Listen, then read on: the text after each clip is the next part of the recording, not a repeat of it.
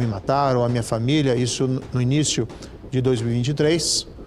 Todo aquele episódio me levou a formular um projeto de lei que deixasse claro que o planejamento de ataques, assassinatos ou prática de grave violência, conspiração ou ajustes do crime organizado contra agentes da lei em retaliação ao trabalho realizado contra o crime organizado, que isso seria considerado um crime por si só. Ou seja, não seria necessário aguardar o início da execução do crime, que aí envolveria uma situação de absoluto risco, para que aquela conduta fosse considerada um crime.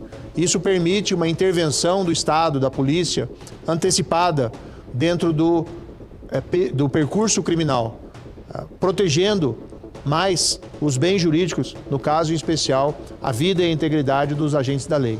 Então passou, assim que for sancionado pelo presidente, acredito que será sancionado, não vislumbro aí a perspectiva do veto, embora tudo seja possível, nós teremos uma proteção legal maior para os agentes da lei que combatem o crime organizado. E nós precisamos protegê-los, porque se nós não assim agirmos, nós estaremos expondo não só eles, mas sua família aos riscos, e igualmente com o tempo ninguém mais vai se dispor a enfrentar esse desafio e enfrentar esses riscos. Se os agentes da lei se colocam em risco para proteger a sociedade contra o crime organizado, é nosso dever como sociedade, através do poder público, providenciar os instrumentos necessários para também protegê-los. Do outro lado, esse projeto de lei também contém uma provisão, a meu ver, extremamente relevante. Os agentes da lei que hoje se aposentam, eles não têm uma cobertura legal clara, um direito a ter alguma proteção caso se encontrem em situação de risco.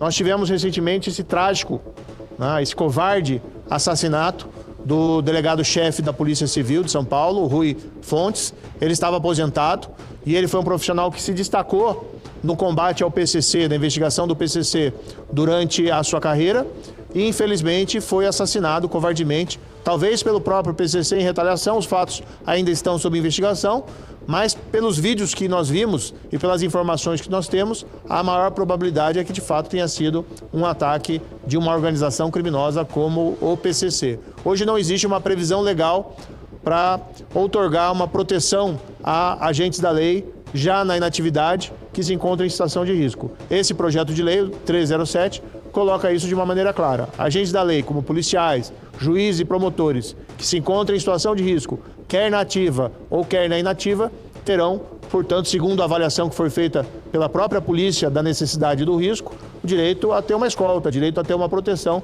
e isso é essencial para que nós possamos enfrentar de forma organizada, de forma profissional, o crime organizado. Porque se o crime organizado se organiza para afrontar o Estado com a ousadia de planejar o assassinato de um senador, com a ousadia de cometer um assassinato contra um ex-delegado-geral da Polícia Civil de São Paulo, isso significa que nós também devemos nos preparar. Eu faço aqui um comparativo com a situação da Itália na década de 80. Na década de 80, na Sicília, na Itália, senador, havia um problema muito sério com a máfia siciliana chamada Cosa Nostra, que ela vivia um regime de impunidade. Os grandes chefes jamais eram presos, não eram incomodados pelo sistema judicial ou pela polícia, principalmente por conta de fazerem o seu trabalho de maneira profissional, mas pela regra da omertà, daquele pacto de silêncio entre os criminosos. No entanto, magistrados corajosos, juntamente com policiais e promotores igualmente valentes, eles começaram a mudar esse quadro em meados da década de 80, conduzidos principalmente pelos juízes Giovanni Falcone e Paolo Borsellino. E eles chegaram, inclusive, a organizar um processo chamado de Maxi Processo, no qual centenas de mafiosos foram ao mesmo tempo processados e mais de 3 centenas foram condenados, incluindo pela primeira vez chefes do crime organizado. Mas o crime organizado quis revidar. E, infelizmente, em 1992, tanto Giovanni Falcone como Paolo Borsellino foram assassinados pela Cosa Nostra em atentados à bomba. Naquela ocasião, esses crimes chocaram a Itália e a Itália passou a se organizar mais para proteger e preservar a integridade daqueles que se colocam contra as organizações mafiosas. Eu me permito aqui a leitura de um trecho. O Giovanni Falcone, ele escreveu um pequeno livro em 1991, antes, portanto, de ser vítima desse atentado à bomba, e na qual ele já reclamava da desorganização do Estado italiano na proteção dos agentes da lei. E no final do livro, quase como em palavras proféticas, ele escreveu o seguinte: morre-se geralmente porque se é só, ou porque se entrou num jogo maior do que as suas possibilidades.